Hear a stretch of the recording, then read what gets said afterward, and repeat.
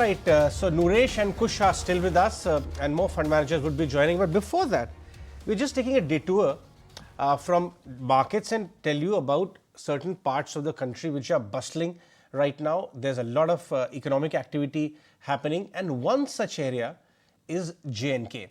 Pull up the graphic or the list of infra projects which are being launched in J&K now by our Prime Minister. There are almost 32,000 crore worth of projects, development projects, which are being launched in J&K, from AIIMS to IIMs. It's a mega development push by Prime Minister, and one of the tallest bridges is coming up there.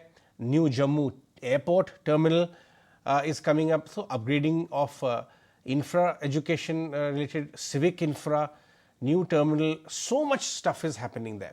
So we thought of covering this point from the economic angle, because there is one particular entity in the listed space which is the direct play of how J&K has turned around in the last few years. In fact, talking of turnaround, we have Mr. Baldev Prakash joining us from J&K Bank. He's also staged a massive turnaround at J&K Bank. In fact, the way state turned around, J&K Bank also turned around from 9-10% NPA, which used to be the order of the day few years back. It has been coming down to almost 3% now, and the process has yielded a lot of returns for shareholders. But Baldev, thanks very much for joining us, sir. Today we are not talk about the bank alone. You have done some good job there, but I want to talk about your observations as the J&K Bank head operating out of Jammu every day, the mega infra drive of the government. How do you think it will benefit the state, and then of course will have ripple effect on your bank as well? Yes, good afternoon, Ajay.